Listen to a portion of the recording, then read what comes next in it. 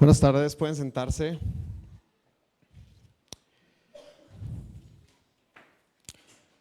Qué alegría poder verles.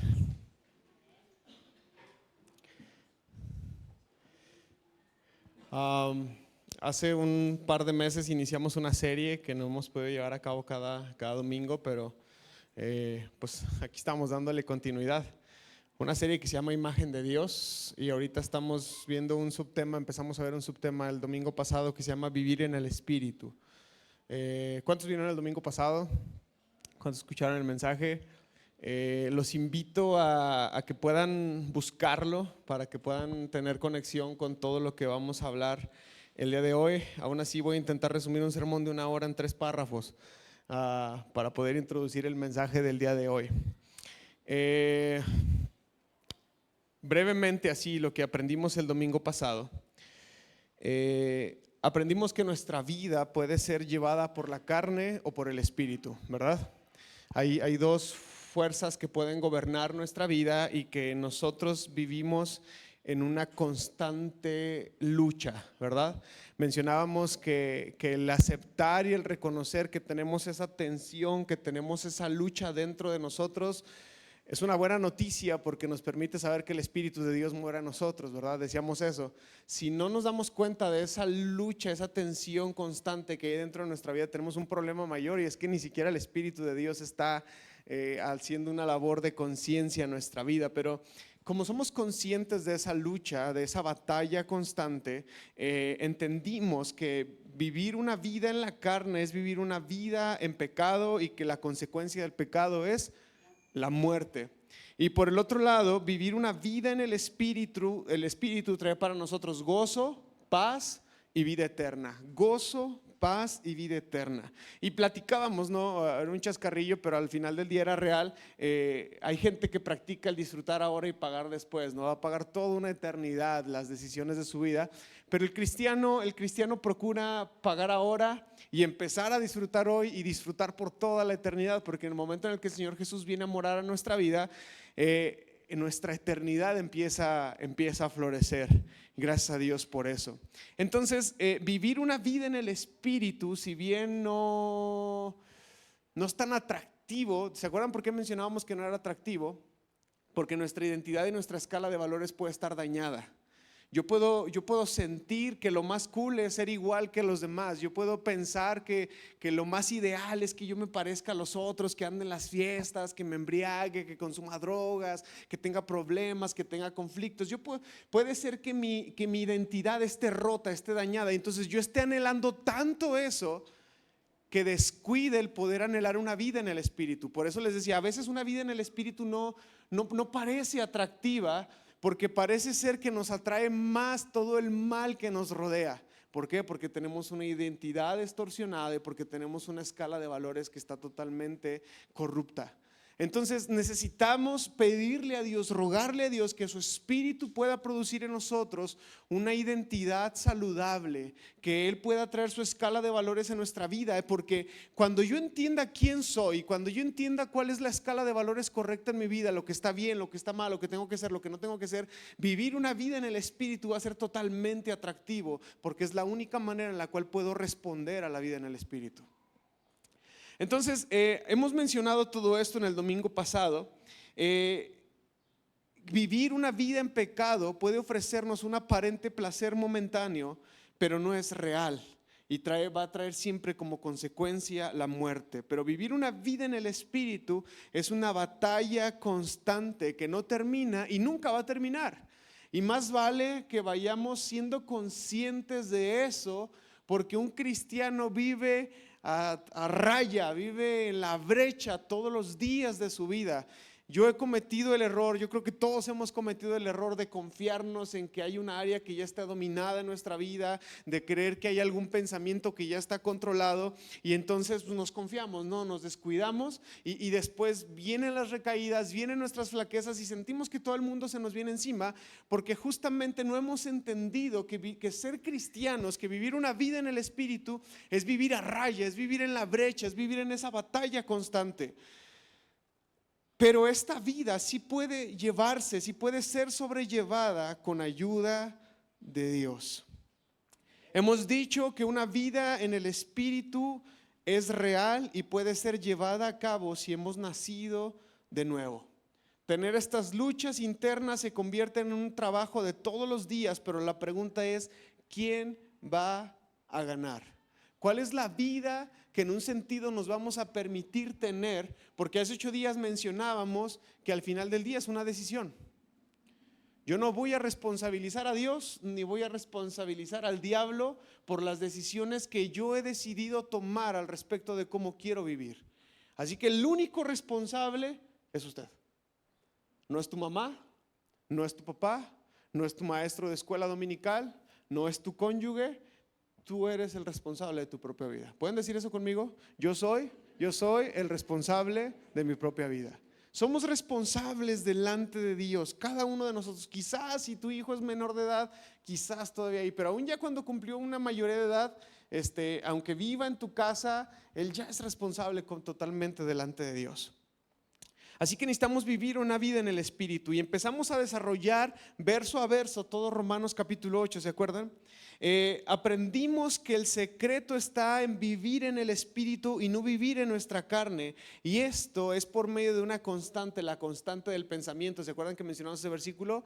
Que la gente que vive en la carne tiene un pensamiento constante en la carne, y la gente que es espiritual tiene un pensamiento constante en las cosas espirituales. Entonces necesitamos esa constancia en nuestra vida del pensamiento, permitir que el Espíritu controle nuestra mente y que el Espíritu controle nuestros pensamientos. ¿Por qué? Porque Dios nos ha dado este Espíritu. Casi cerrábamos con eso el domingo pasado. El Espíritu que levantó a Cristo de entre los muertos, dice Pablo ahí en Romanos 8, es el mismo Espíritu que opera en nosotros, que puede operar en nosotros. Y tuvo el poder para levantar a aquel hombre cuya vida cargaba en sus hombros la maldad de toda la humanidad, y tuvo el poder para que no se encontrara falta en él y la muerte no lo pudo retener. Mi hermano, ese poder puede hacer cualquier cosa en nuestra vida si nosotros estamos dispuestos a trabajarlo. Amén. Benditos sean los que dijeron amén porque lo creen. Necesitamos permitir que el Espíritu controle nuestra mente y nuestro pensamiento, porque Dios nos ha dado ese Espíritu. Ese Espíritu es el que opera en nosotros. Y hace 8 días terminábamos con la analogía de Abraham Lincoln. ¿Se acuerdan de los esclavos, de la esclavitud, y cómo se promulgó el edicto, el decreto de la libertad de la esclavitud, que no hubiera más esclavitud entre las personas afroamericanas? Pero cómo había gente que seguía siendo esclava al pasar de los años porque no había sabido, no había entendido, no había reconocido que era libre. Ahora, en estos días he estado estudiando la palabra y se me metió la idea loca de predicarles desde el capítulo 1 hasta el capítulo 6 de Romanos, así rapidísimo. Voy a intentar resumirlo de la manera más breve posible. Por favor, me van poniendo los textos así rápido, no los voy a esperar, yo los voy a leer en mi Biblia, así que necesito que los vayan poniendo rápido para que la gente los pueda ver aquí en la pantalla. Pero vamos, si quieren abran su Biblia en Romanos 1 y de ahí vamos a ir avanzando. Les voy a ir diciendo qué versículo es. Voy a intentar ser breve, pero yo los reto a que lean toda la carta de Romanos, al menos desde el capítulo 1 hasta el capítulo 8. Toda la carta de Romanos, pero mínimo desde el capítulo 1 al capítulo 8. No lo lea por deporte, no lo lea por leer, léalo con entendimiento. Si va a leer 5 versículos en un día está bien, pero hágalo con entendimiento y permita que su vida sea confrontada con las cosas que encuentra al leerlo. En el capítulo 1 de Romanos, versículo 4 dice lo siguiente: y quedó demostrado que era el Hijo de Dios cuando fue resucitado de los muertos mediante el poder del Espíritu Santo. Él es Jesucristo, ¿quién? Nuestro Señor. Y aquí Pablo está sentando la base de todas las cosas. Para toda la enseñanza de esta carta, Jesucristo es el Señor. Y si Él es el Señor, no hay espacio, o no debería haber espacio en nuestra vida para que haya otro Señor. ¿Me está entendiendo? Así que no es una jerga religiosa, no es algo que acostumbramos repetir solamente porque lo cantamos. Hay que entenderlo, aunque nos cueste. Si yo digo que Jesucristo es Señor, no hay espacio para otro Señor. Quizás hemos diluido un poco porque hoy en día a cualquier hombre adulto le decimos Señor, ¿verdad? No, es el Señor de la tienda, el Señor de acá, como que hemos diluido el peso del significado de la palabra. Pero si nos fuéramos al primer siglo, entender que curios, Señor, ¿quién es el Señor? Es el que manda. Es el que manda.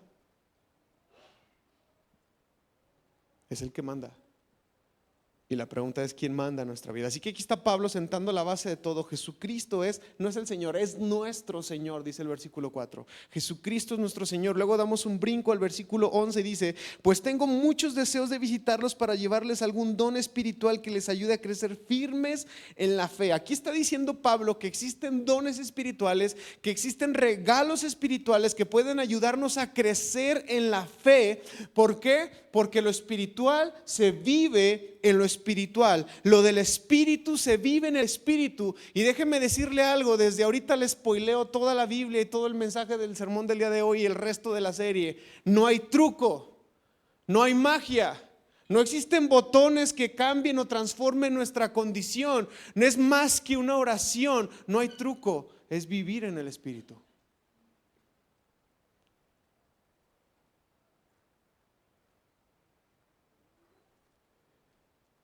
A veces nos encantaría que una oración hiciera todo el trabajo. A veces nos encantaría que un día nos despertáramos y tuviéramos un montón de ganas de ser buenos, de leer nuestra Biblia, de ser un excelente esposo, de amar a nuestros hijos como quisiéramos. No, no hay truco, no hay magia. Se tiene que batallar, se tiene que caminar en esto toda la vida. Y por eso aquí en el versículo 11 dice Pablo, hay regalos, hay dones espirituales que nos ayudan a crecer en la fe. ¿Por qué? Porque lo espiritual se vive, se discierne, se entiende a la luz de lo espiritual. Versículo 16 dice, pues no me avergüenzo de la buena noticia acerca de Cristo, porque es poder de Dios en acción para salvar a todos los que creen, a los judíos primero y también a los gentiles. Dice la Reina Valera 60, el evangelio es poder de Dios para salvar. Amén. El evangelio es poder de Dios para salvar. ¿Qué es el evangelio, mi hermano? ¿Qué es la buena noticia? La vida de Jesucristo. La vida de Jesús tiene el poder suficiente para salvar.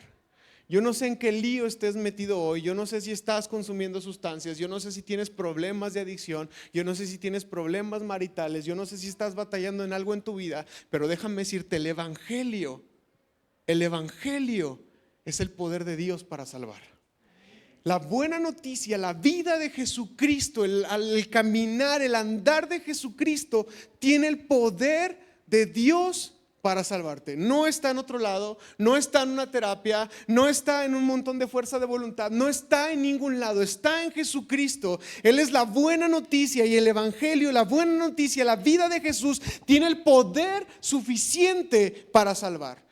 Y si eso no es algo maravilloso para salir y gritarlo afuera, entonces yo no sé qué lo es. Dice una frase por ahí que el evangelio es un mendigo diciéndole a otro mendigo dónde encontró pan. Así de sencillo es el evangelio. En Jesucristo hay paz, hay sanidad, hay restauración, hay perdón. El problema es que a veces los cristianos somos los más pasivos para ser transformados, para ser tocados. Estamos tan conformes con nuestra vida que nunca nos confrontamos sobre lo que debemos de llegar a ser. Y dice el versículo 21 de Romanos capítulo 1, dice, es cierto, ellos conocieron a Dios, pero no quisieron adorarlo como Dios ni darle gracias. En cambio, comenzaron a inventar ideas necias sobre Dios y como resultado, la mente les quedó en oscuridad y en confusión. Ahí te va, ¿cuál es la clave?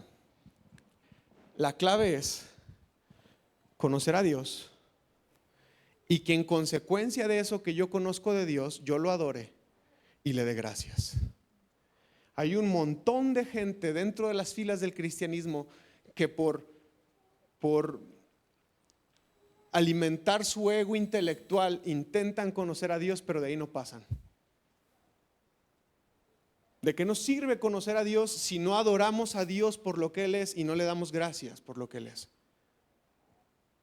Entonces no se trata de cuántos discipulados tienes, no se trata de cuántos estudios tienes, sino de que lo que conoces de Dios, sea poco o sea mucho, te lleve a adorarlo y te lleve a vivir en gratitud. Porque aquí está diciendo Pablo en Romanos que la única diferencia entre nosotros y la gente de afuera es que esa gente conoce a Dios, pero no lo adora y no le da gracias. Y a consecuencia de eso, Dios entrega su mente a un entendimiento entenebrecido.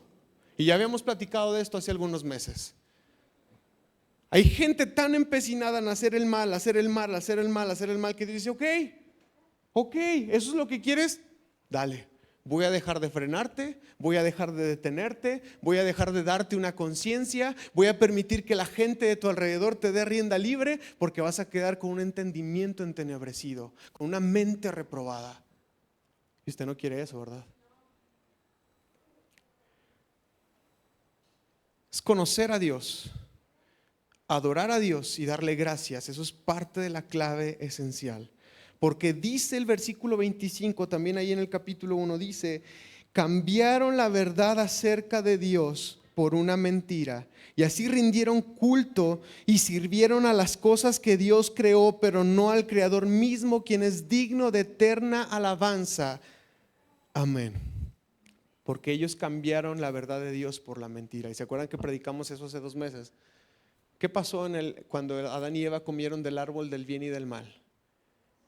Ellos empezaron a construir su propia escala de valores. Ellos empezaron a decir, esto está bien y por aquí me voy.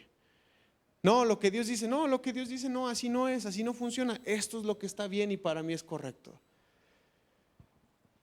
Tenemos que empezar a ser demasiado honestos con nosotros mismos, mis hermanos, sobre algunas prácticas que hacemos, que tenemos, algunas formas en las que pensamos, tratamos a otros. No podemos darnos el lujo de definir el bien y el mal a nuestra conveniencia. Y luego nos vamos al capítulo 2, versículo 7, dice así la escritura, dice, dará vida eterna a los que siguen haciendo el bien, pues de esa manera demuestran que buscan la gloria, el honor y la inmortalidad que Dios ofrece. ¿Para quién es la vida eterna, mis hermanos? Según ese versículo, ¿para quién es? ¿Los que hicieron una oración de fe? Son los que perseveran. Son los que están conscientes de que todos los días están en una batalla y todos los días quieren hacer lo correcto. Son los que están conscientes de que todos los días está en una batalla y todos los días le dicen al Señor, Señor, ayúdame porque hoy quiero hacer lo correcto. La vida eterna, dice aquí Pablo en el versículo 7, es la vida eterna para los que siguen haciendo el bien. Los que procuran darle gloria, honor e inmortalidad a Dios. Y luego vamos al versículo 15 y 16 del capítulo 2 y mira lo que dice ahí, dice, ellos demuestran que tienen la ley de Dios escrita ¿en dónde? En el corazón, porque su propia conciencia y sus propios pensamientos o los acusan o bien les indican que están haciendo lo correcto. Y el mensaje que proclamo es que se acerca el día en que Dios juzgará por medio de Cristo Jesús, ¿la qué? La vida secreta de cada uno. ¿Se acuerdan cuál había dicho el Señor que iba a ser el nuevo pacto? Que esa misma ley del primer pacto, ese mismo mandamiento no iba a cambiar, no iba a dejar de ser, pero ya no iba a estar escrito en una tabla de piedra, sino que ahora iba a estar escrito en el corazón de los hombres. Esa es parte de la expresión del pacto de Dios para nosotros, la ley de Dios en el corazón. Y cuando la ley de Dios está en el corazón, debe de dirigir nuestros pensamientos y nuestra conciencia. Y o nos delata y nos dice, hey, lo que estás haciendo está mal, y corregimos, o nos confirma, sigue por aquí, estás haciendo las cosas bien. La ley de Dios en nuestros corazones, sus mandamientos hacen eso en nuestra vida. Porque hay que entender que se acerca el día en el que seremos juzgados. Hay que entender que se acerca el día en el que nuestra vida secreta será juzgada. Porque a veces vivimos como si eso no fuera a suceder.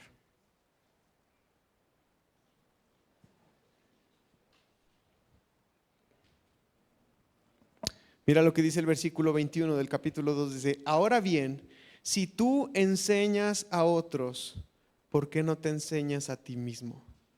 Predicas a otros que no se debe de robar, pero tú robas.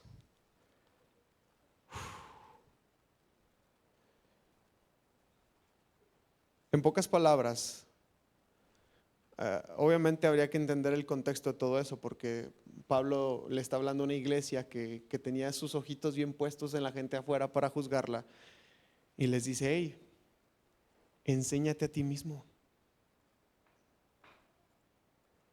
Enséñate a ti mismo.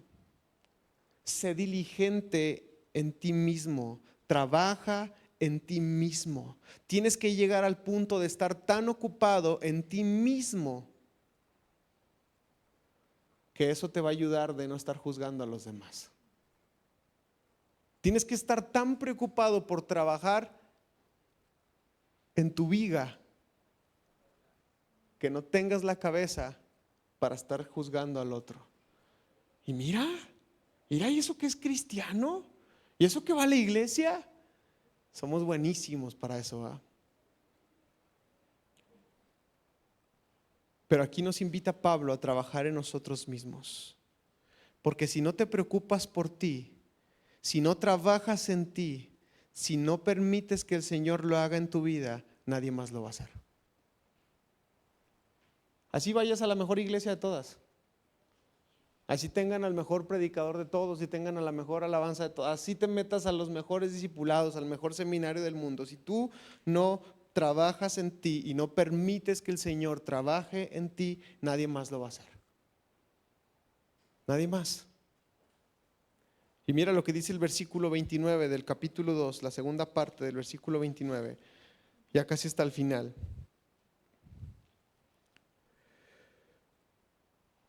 Una persona con un corazón transformado busca la aprobación de Dios, no la de la gente. Qué difícil es eso.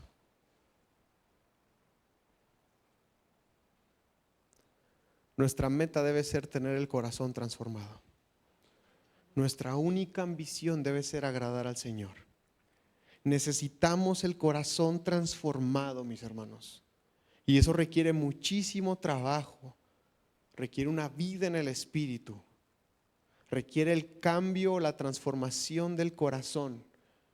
Y eso solamente puede suceder viviendo en el espíritu. Otra vez, no hay truco, no hay atajos, no es un acto de magia, es más que una oración, es una constante, es una constante, es una constante, es una constante.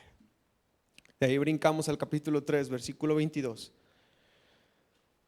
Y dice: Dios nos hace justos a sus ojos cuando ponemos nuestra fe en Jesucristo. Y eso es verdad para todo el que cree, sea quien fuere. Bendito sea Dios por eso.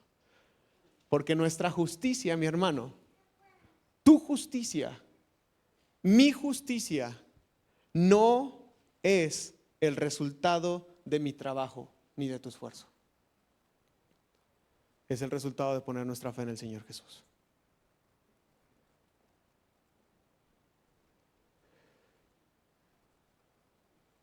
Y todo este es el tema central del capítulo 4 de Romanos. Justos por la fe o justificados por la fe. En el capítulo 4, el versículo 3, el 6, el 9, el 22, todos los versículos del capítulo 4 están llenos de esta idea. Justos por la fe, justos por la fe, justificados por la fe. Vamos rápidamente al capítulo 4, versículo 11. Ahorita voy a conectar el capítulo 3 y el 4, pero dice: la circuncisión era una señal de que Abraham ya tenía fe y que Dios ya lo había aceptado y declarado justo aún antes de que fuera circuncidado. Por lo tanto, Abraham es el padre espiritual de los que tienen fe, pero no han sido circuncidados. A ellos se les considera justos debido a su fe. Se lo voy a traducir un poquito más al español zacatecano. Está diciendo que los actos de justicia y obediencia son una señal, son un resultado, son un fruto de vivir en el Espíritu. Así que sí, soy salvo por la fe, soy justificado por la fe, pero gracias a que tengo fe, empiezo a vivir en justicia, empiezo a obedecer los mandamientos de Dios. Es una consecuencia, es una evidencia de que pertenezco a Cristo. No vivo los mandamientos para ser salvo, pero porque soy salvo vivo los mandamientos. ¿Está entendiendo eso? Porque como que nos hemos quedado nomás con la primera parte del evangelio, Nos encanta decir que somos salvos por gracia. Nos encanta decir que el Señor Jesucristo ha pagado nuestro pecado. Lo mencionábamos hace 8 días. ¿A quién no le encanta que llegues al banco y que te digan que tu cuenta ya fue pagada? Pero lo importante es aprender a no volver a endeudarse. Lo importante es aprender a vivir en justicia. Y eso se logra viviendo en el Espíritu. Así que el Señor Jesús no solamente borra nuestro historial de deuda, sino que también es por medio de la fe y por su vida que nosotros aprendemos a vivir sin deuda. Y eso es maravilloso. Mira lo que dice el versículo 13 del Romanos capítulo 4. Dice: obviamente la promesa que Dios hizo de dar toda la tierra a Abraham y a sus descendientes no se basaba en la obediencia de Abraham a la ley, sino en una relación correcta con Dios, la cual viene por la fe. Nuestra relación correcta con Dios no es si yo obedezco o si no obedezco. Es por la fe. Es por la fe. Y es que es por gratitud que uno empieza a vivir en justicia.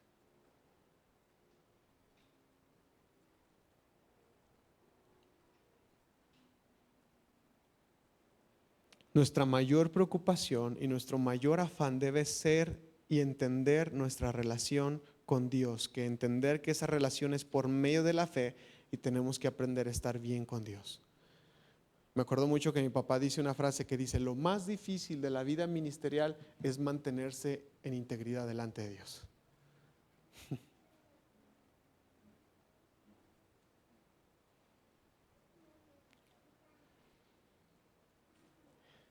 Empezar a vivir de esta vida en el Espíritu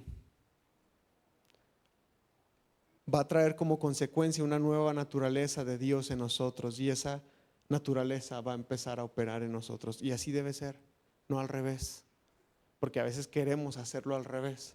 Queremos primero empezar a obedecer, queremos primero empezar a corregir un montón de cosas y luego ahora sí ser obedientes. Hay una frase que usa mucho un predicador que me gusta mucho, no es de él, no me acuerdo de quién es, pero él dice: Dios te ama tal y como eres, no por cómo deberías de ser, pero porque Dios te ama tal y como eres, no está dispuesto a dejarte tal y como estás. Así que cualquiera puede venir a los pies de Jesús, sí, así como eres, así como estás, así de roto, así de fracturado, así de dañado, así de malvado. Cualquiera puede venir a los pies de Jesús, sí, pero en ese proceso Dios te ama tanto que no te va a dejar como estás. Y inicia un proceso de transformación genuino, inicia un proceso de transformación real. Pero no es al revés. No tienes que ser perfecto para venir a encontrarte con Dios. Tienes que ser genuino para encontrarte con Dios, y eso va a traer la transformación a la vida de los hombres. Y así nos brincamos al capítulo 5, del versículo 2 al 5, dice así la Escritura: debido a nuestra fe, Cristo nos hizo entrar en este lugar de privilegio inmerecido, en el cual ahora permanecemos y esperamos con confianza y alegría, participar ¿de qué? De la gloria de Dios. ¿Se acuerdan quién era la gloria de Dios hace 3 domingos? Cristo. Cristo es la gloria de Dios, participar de Él. Dice: también nos alegramos al enfrentar pruebas y dificultades. ¿De qué se habrá fumado Pablo para decir que se alegra de enfrentar pruebas y dificultades? ¿Quién se alegra de tener problemas, mis hermanos? ¿Quién se alegra de tener dificultades? Y dice Pablo aquí en el versículo 3: también nos alegramos al enfrentar pruebas y dificultades, porque sabemos que nos ayudan a desarrollar resistencia, y la resistencia desarrolla firmeza de carácter, y el carácter fortalece nuestra esperanza segura de salvación. Y esa esperanza no acabará en desilusión, pues sabemos con cuánta ternura nos ama Dios Dios porque nos ha dado el Espíritu Santo para llenar nuestro corazón con su amor. Qué precioso texto.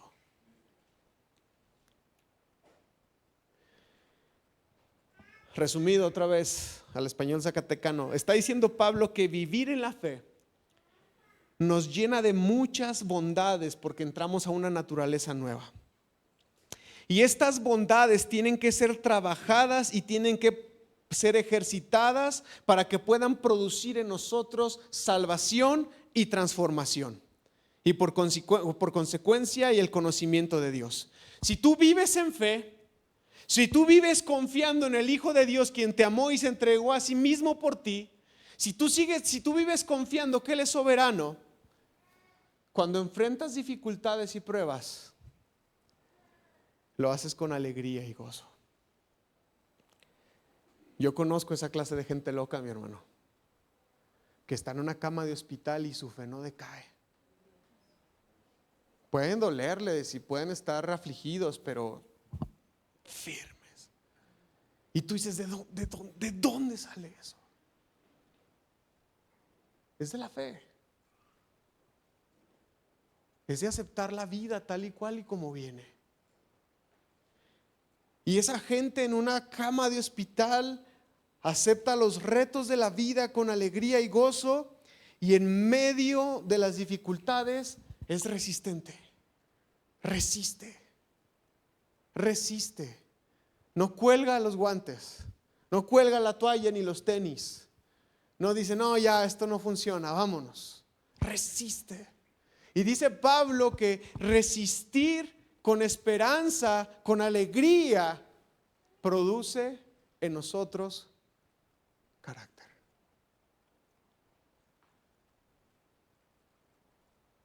¿Se acuerdan que ese era el propósito de toda esta serie? Hablar de carácter. ¿Cómo vamos a trabajar carácter en nuestra vida si en las primeras de cambio estamos colgando los guantes? ¿Cómo vamos a desarrollar carácter en nuestra vida si somos las personas más negativas del mundo?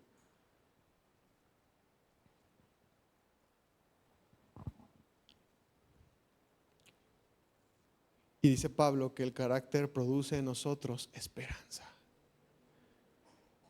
Y esa esperanza viene acompañada de una convicción profunda de que Dios ha derramado su Espíritu en nosotros para una sola cosa: estar plenamente convencidos de que el amor de Dios está en nosotros.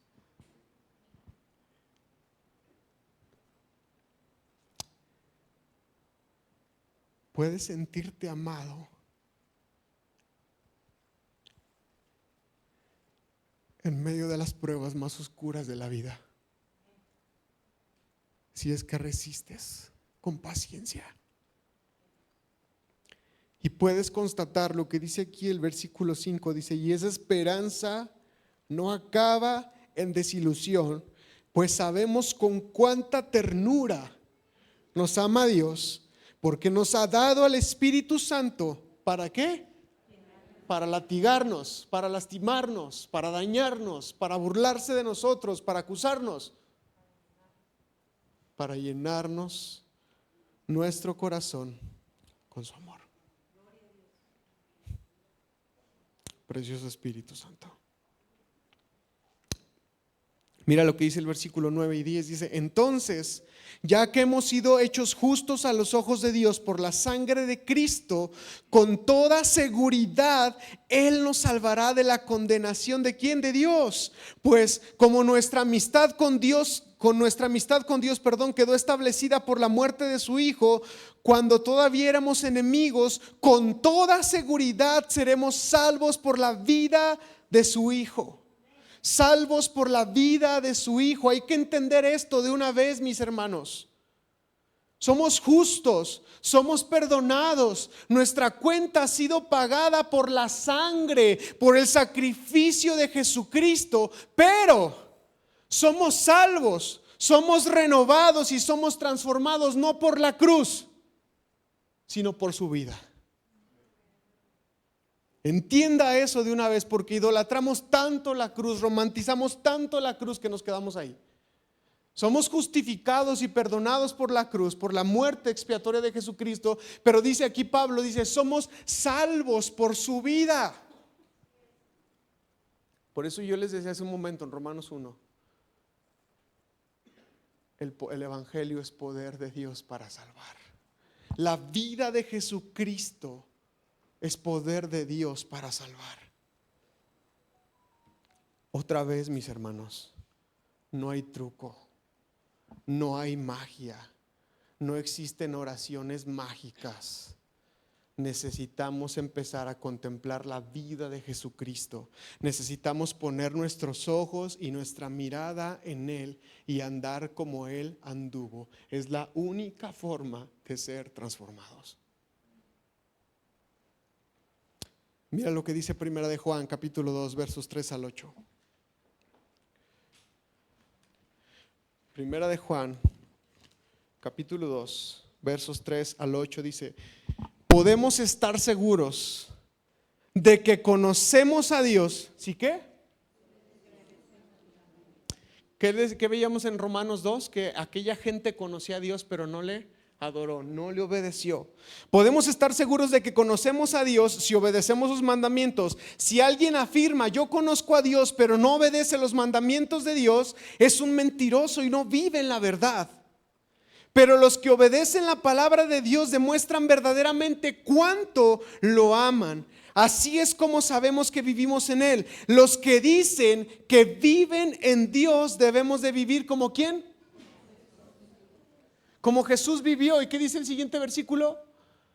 Queridos amigos, no les escribo un mandamiento nuevo. No hay magia, no hay truco, no hay algo nuevo que hacer o no hay algo nuevo que descubrir. No les escribo un mandamiento nuevo, sino más bien uno antiguo que han tenido desde el principio.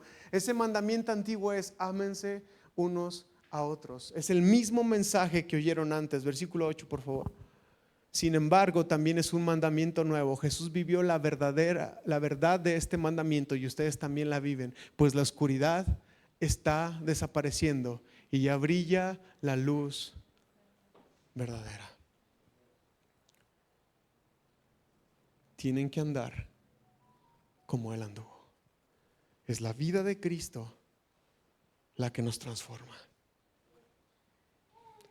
¿Cómo vas a ser transformado si jamás has leído los evangelios?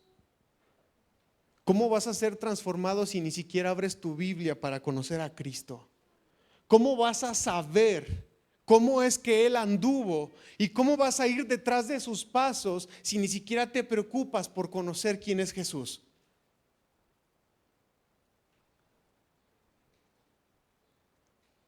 No hay truco, mi hermano. No hay actos de magia. ¿Quiere una verdadera transformación? Empiece a seguir la vida de Jesús de cerca.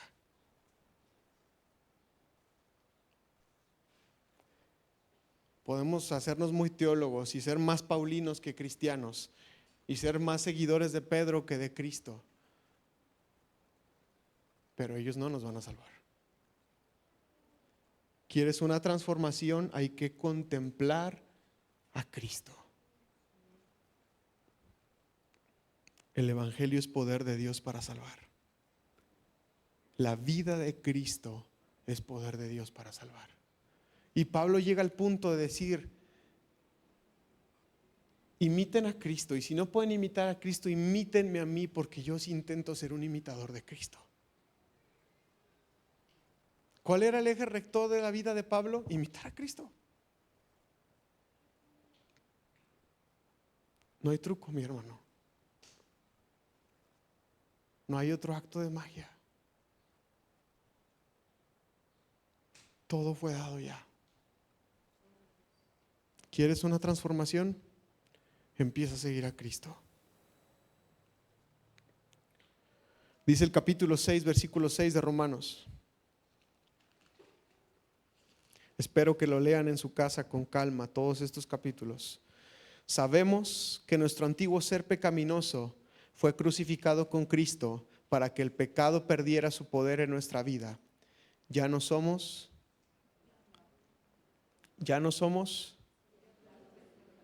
por si no lo sabías, te lo repito, ya no somos esclavos del pecado. sabemos que nuestro antiguo ser pecaminoso fue crucificado con Cristo. Tuvimos que morir con Él. Tenemos que morir con Él para que el pecado pierda valor en nuestra vida. Tenemos que aprender a morir todos los días. Tenemos que aprender a vivir en una negación constante. ¿Qué dice Gálatas 2:20, mis estudiantes de discipulado?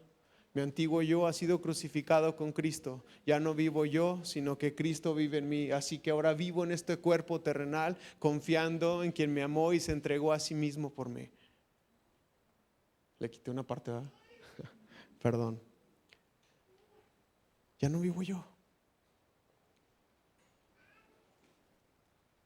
Mi antiguo yo ha sido crucificado con Cristo.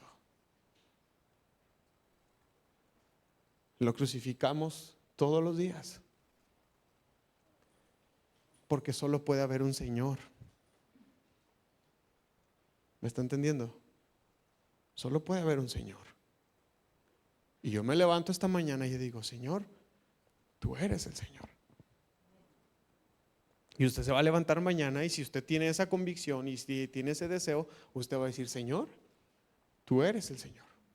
Y se va a levantar el pasado mañana y va a tomar la misma decisión, porque tomamos esa decisión todos los días. O vive Cristo o vivo yo. Y la única forma en la cual el pecado no puede ejercer poder en nuestra vida es que estemos muertos. ¿Se acuerdan que les dije hace 8 días? El día que nos muramos es el día que dejemos de pecar. Pues si tú mueres todos los días y dejas que Cristo viva en ti, ese día dejas de pecar. Por eso Pablo dice en Romanos 12:2: presenten su vida, su cuerpo, en un sacrificio que vivo. Alguien ya murió físicamente, en el plano físico.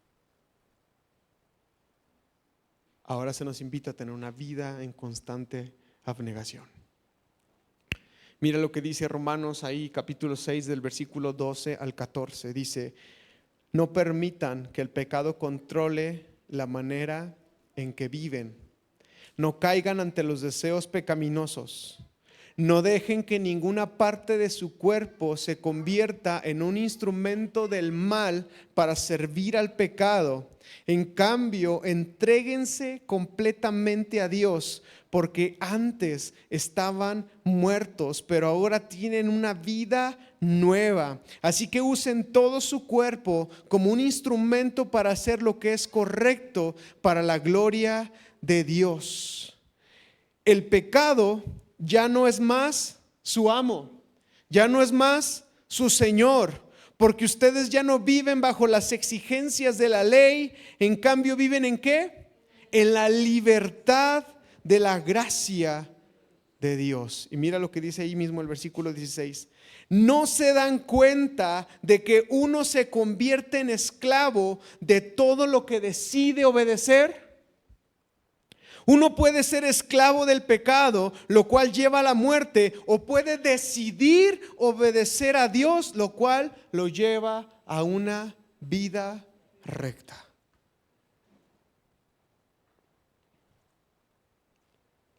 Muertos al pecado, pero vivos para Dios. Muertos al pecado, pero vivos para Dios. Somos esclavos de quien obedecemos. Y aquí no hay opción, mi hermano. Solo cambia el Señor. Pero esclavos somos. Eres esclavo del celular, eres esclavo del trabajo, eres esclavo de la riqueza, eres esclavo de algún vicio, eres esclavo de alguna adicción, eres esclavo del pecado o eres esclavo de Cristo. No hay de otra. No hay de otra. O rendimos nuestra vida al Señor o la rendimos al pecado. No hay vuelta de hoja. Por eso todo el capítulo 6 de Romanos utiliza la analogía de la esclavitud. El esclavo no tiene voluntad, mi hermano, solamente obedece. Así que usted decide a quién rinde su vida, pero al final del día la terminas rindiendo. Y más o menos, bueno, por último, versículo 22, 6:22 dice: pero ahora quedaron libres del poder del pecado y se han hecho esclavos de Dios. Ahora hacen las cosas que llevan a la santidad y que dan como resultado la vida eterna. Y más o menos ahí nos quedamos en el sermón anterior. Esta es mi introducción. Llevo como 40 minutos. Pero ahí nos quedamos. Somos libres del pecado. Ya no somos esclavos del pecado, si tú lo quieres. Si tú lo quieres. Ahora, la Escritura dice que el Señor nos ha dado un espíritu, que Él nos ha dado su espíritu para vivir una vida en el espíritu. Nos habíamos quedado en el versículo 14 de Romanos 8. Vamos a leer del 15 al 17. Romanos 8 del 15 al 17. Dios nos ha dado su espíritu. ¿Cómo es ese espíritu? ¿Qué características tiene el espíritu de Dios? Mira lo que dice Romanos 8 del 15 al 17. Dice: y ustedes no han recibido un espíritu que ¿qué? ¿Que los qué? Que los esclavice al miedo, al temor. No, ustedes no tienen un espíritu que los haga ser dependientes otra vez de las cosas que temen. Han recibido un espíritu de Dios, y este espíritu de Dios, dice, en cambio recibieron el espíritu de Dios cuando Él ¿qué? Cuando Él los adoptó como sus propios hijos. Ahora lo llamamos Abba Padre, pues su espíritu ¿se qué? Ahí hay un detalle. La primera, el espíritu, está en E mayúscula, y la segunda, espíritu, está en E minúscula, para confirmar que somos hijos de Dios. Así que como somos sus hijos, también somos sus herederos. De hecho, somos herederos junto con Cristo de la gloria de Dios. Pero si vamos a participar de su gloria, preste atención, porque no son letras chiquitas, también debemos de participar de su sufrimiento. ¿Cómo es el espíritu que Dios nos da? ¿Es un espíritu de cobardía? ¿Es un espíritu de temor? ¿Es un espíritu para estar atados otra vez al pecado? ¿O Dios nos ha dado un espíritu con el cual podemos apelar a nuestro Padre, al cual podemos decirle: Abba Padre, Padre, ayúdame, rescátame, sácame de esto, dame salvación, rescátame de esta situación en la cual estoy viviendo o estoy enfrentando? Porque el Señor nos ha dado un espíritu, dice Timoteo, 2 Timoteo 1:7, Dios no nos ha dado un espíritu de temor y de timidez, sino nos ha dado un espíritu de poder, amor y autodisciplina, dominio propio. Si usted siente que está carente de amor, si usted siente que está carente de poder, y si usted siente que está carente de dominio propio, autodisciplina, pídale a Dios de su Espíritu Santo. Dios nos ha dado un espíritu de poder, de dominio propio. No es de temor, no es de vergüenza, es un espíritu de poder para levantarnos ante la maldad, ante la adversidad. Pero es una decisión consciente. Y otra vez, perdónenme que lo diga tanto, no es magia. No hay truco, no hay atajos. O contemplamos la vida de Cristo y somos transformados, o no somos transformados. Lucas 11:13 dice que si nosotros, siendo malos, sabemos dar buenas cosas a nuestros hijos, ¿cuánto más el Padre Celestial sabrá dar su espíritu a quien se lo pida? ¿Cuánto más el Padre Celestial sabrá dar su espíritu a quien se lo pida? Dice aquí Pablo que gracias al Espíritu de Dios nosotros podemos clamar: Abba Padre. Podemos venir a la presencia de Dios y pedir ayuda. Y dice Jesucristo aquí en Lucas que nosotros podemos ir al Padre y Él nos dará cualquier cosa, porque Él es un Padre bueno, porque Él no te va a dejar a la deriva, Él no te va a dejar a expensas del mal que estés viviendo. Él va a venir al rescate. Dios nos dará conforme a su riqueza en gloria. Pero si vamos a participar de su herencia y de su gloria, también debemos de pasar y participar en su sufrimiento. Eso, si lo hacemos con una verdadera identidad y con una verdadera escala de valores, lo vamos a hacer con gozo. ¿Se acuerdan que hace un momento decía: qué loco Pablo el decir que afronta las dificultades de la vida con alegría y gozo? Mira lo que dice Colosenses capítulo 1 versículo 24. Colosenses capítulo 1 versículo 24 dice: me alegro cuando sufro en carne propia por ustedes. porque así participo de los sufrimientos de Cristo que continúan a favor de su cuerpo, que es la iglesia. Ahí iba a terminar el sermón en el domingo pasado. Mira lo que dice del versículo 18 al 25. Dice: sin embargo, lo que ahora sufrimos no es nada comparado con la gloria que Él nos revelará más adelante, pues toda la creación espera con anhelo el día futuro en que Dios revelará quiénes son verdaderamente sus hijos. Presta atención a eso, porque prácticamente aquí Pablo está diciendo que hasta que Cristo venga se va a revelar realmente quién es su hijo y quién no. Y nos vamos a llevar una sorpresa de aquellas, mis hermanos. Nos vamos a llevar una sorpresa de aquellas. Lo vuelvo a leer, dice: sin embargo, lo que ahora sufrimos no es nada comparado con ¿qué? Con la gloria que Él nos revelará más adelante. Pues toda la creación espera con anhelo el día futuro en que Dios revelará quiénes son verdaderamente sus hijos. Contra su propia voluntad, toda la creación quedó sujeta a la maldición de Dios.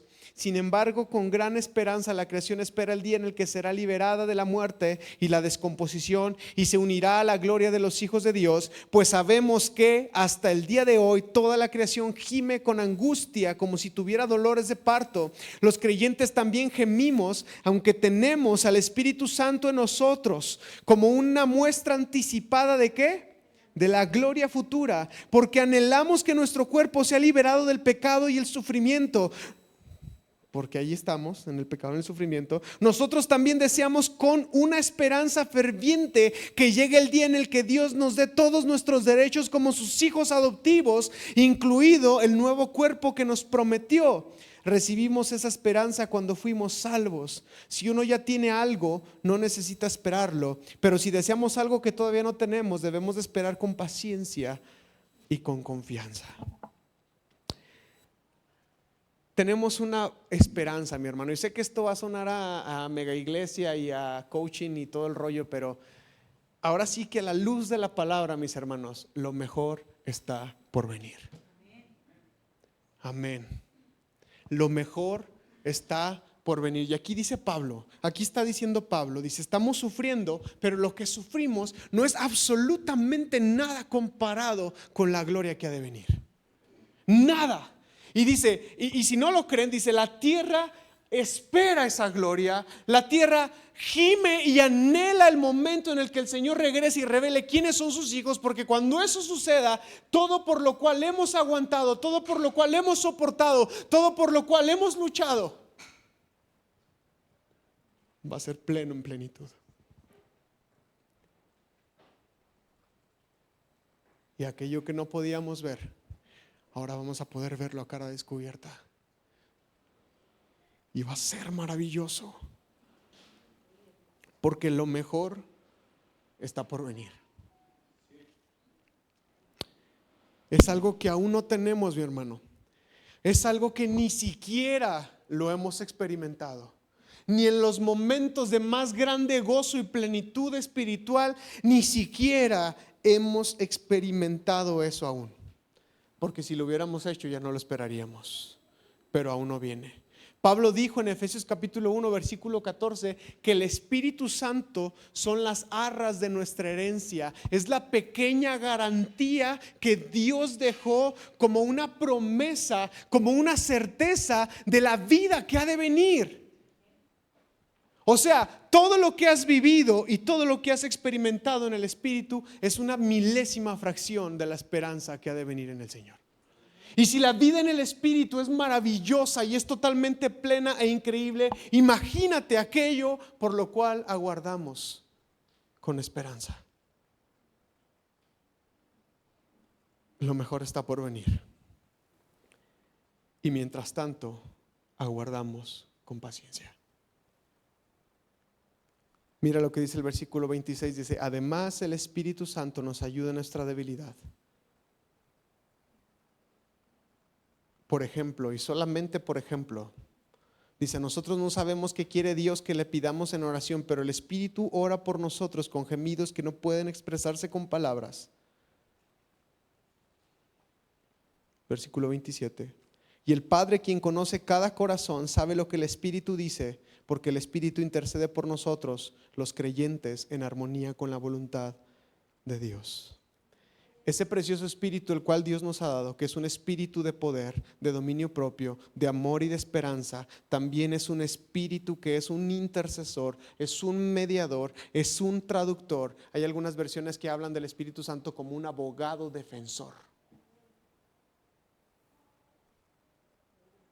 Nos defiende de nosotros mismos y nos defiende delante de Dios. Es maravilloso.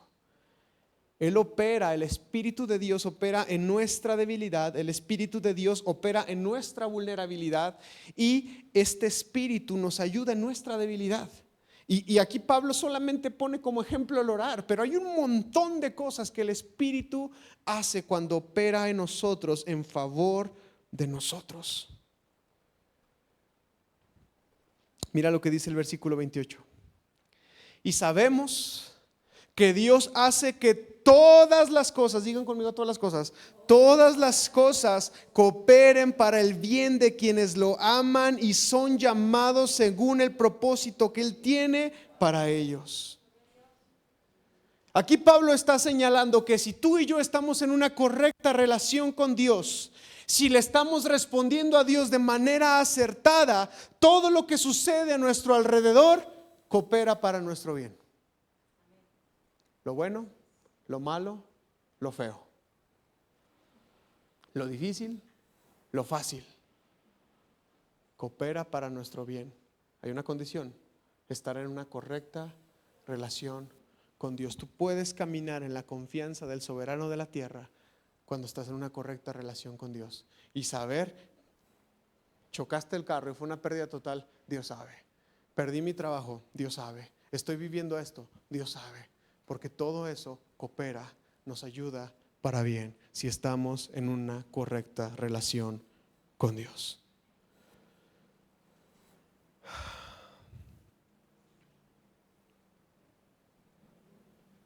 ¿Por qué? Versículo 29 y 30, ya empiezo a terminar con esto. Porque Dios conoció a los suyos de antemano y los eligió para que llegaran a ser como su Hijo, a fin de que su Hijo fuera el hijo mayor entre muchos hermanos. Después de haberlos elegido, Dios los llamó para que se acercaran a Él. Y una vez que los llamó, los puso en la relación correcta con Él. Y luego de ponerlos en la relación correcta con Él, les dio su gloria.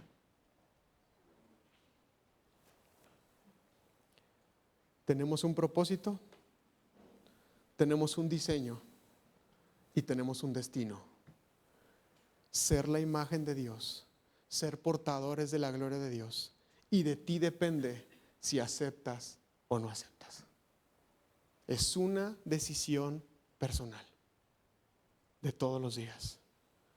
Mira lo que dice Gálatas 5 del 16 al 18. Por eso les digo, dejen que el Espíritu Santo los guíe en la vida. Entonces no se dejarán llevar por los impulsos de la naturaleza pecaminosa. La naturaleza pecaminosa desea hacer el mal, que es precisamente lo contrario de lo que quiere el Espíritu. Y el Espíritu nos da deseos que se oponen a lo que desea la naturaleza pecaminosa. Estas dos fuerzas luchan constantemente entre sí. Entonces, ustedes no son libres para llevar a cabo sus buenas intenciones. Pero cuando el Espíritu los guía, ya no están obligados a cumplir la ley de Moisés. Y en ningún momento estamos desacreditando el Antiguo Testamento. Con todo el contexto que les he dicho, intentar seguir la ley por nuestra propia cuenta es imposible. Pero si el Espíritu lo hace en nosotros, podemos cumplir la ley. Prácticamente ese sería el resumen del sermón. Y voy a darte algunas cosas importantes y al final voy a terminar con una ilustración para que me puedan entender un poco más cómo es que pretendemos que sea la vida en el Espíritu. Pero la vida en el Espíritu es un pensamiento constante en las cosas espirituales. ¿Están conmigo? La vida en el Espíritu es un pensamiento constante en las cosas del Espíritu. ¿Cómo vas a pensar en las cosas del Espíritu si ni siquiera lo tienes presente? ¿Cómo vas a tener algo en qué pensar si ni siquiera abres tu Biblia? ¿Cómo vas a tener algo en qué pensar si ni siquiera oras? No hay truco, no hay magia, no hay atajos. Necesitamos tener una vida en el Espíritu. Tienes que empezar a abrir tu Biblia ya, no mañana, hoy. Tienes que empezar a leer tu Biblia hoy, tienes que empezar a orar la palabra hoy. Un pensamiento constante en las cosas del Espíritu, un reconocimiento del señorío de Cristo, conocerlo y reconocerlo, darle gloria. Un corazón transformado, eso necesitamos, que solamente agrada a Dios. Necesitamos fe para creer, pero también necesitamos fe para vivir el proceso. Necesitamos de la fe para soportar con paciencia y con gozo. Necesitamos de la fe para recibir la justicia de Dios, pero solamente podemos ser salvos si empezamos a contemplar la vida de Cristo, poniendo nuestros ojos en Él, en el autor y en el consumador de la fe. Necesitamos entonces llenarnos de Cristo, conocer a Cristo, profundizar en la persona de Cristo. Necesitamos empezar a morir con Él para poder vivir con Él. Tenemos que rendir voluntariamente nuestra vida como esclavos, porque en este ser solamente hay espacio para un solo Señor. O soy yo, o es Cristo, o es el pecado. Y tenemos una esperanza futura. Tenemos una esperanza que no avergüenza, mis hermanos, la cual es preciosa. Él es soberano y Él está en el proceso y Él está en la transformación. Y si tú has decidido sujetar tu vida al Señor, puedes confiar en que todo lo que suceda alrededor de ti es para tu bien.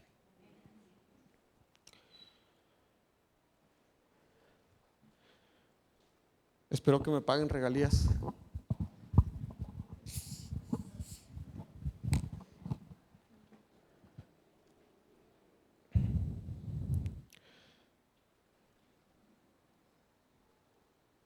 ¿Quién se le antoja?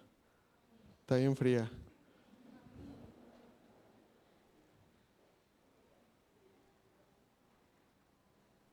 Ahí está lo que sobró.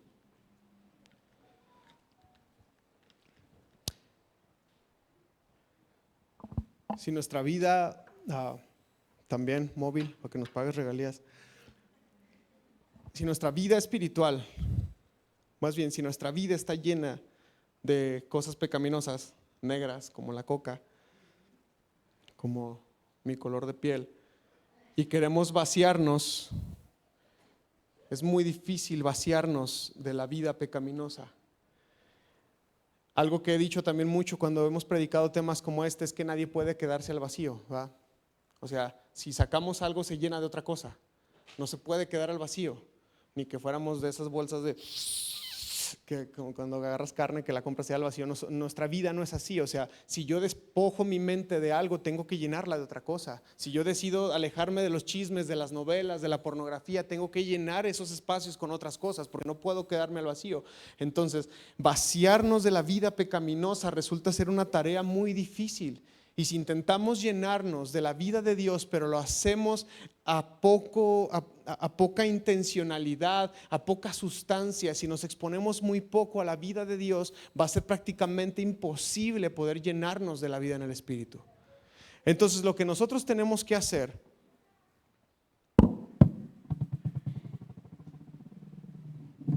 es que nosotros tenemos que tomar en abundancia la vida de Dios y empezar a llenar nuestra vida hasta que nos vaciemos completamente de las cosas de la carne y podamos llenarnos en plenitud de la vida de Dios. Es la única forma en la que nosotros podemos ser transformados. Tenemos que exponernos. Tenemos que exponernos completamente a la vida en el Espíritu. Y eso no va a suceder si no lees tu Biblia. Eso no va a suceder si no oras. Eso no va a suceder si no contemplas la vida de Cristo. Eso no va a suceder si no eres intencional con vivir un cambio en tu vida. Por eso es una decisión personal. Tú eres responsable. Tú. No tu pastor, no tu líder, no tu esposo, no tu esposa. Tú eres responsable de llenarte de la vida de Dios. Que el Señor los bendiga.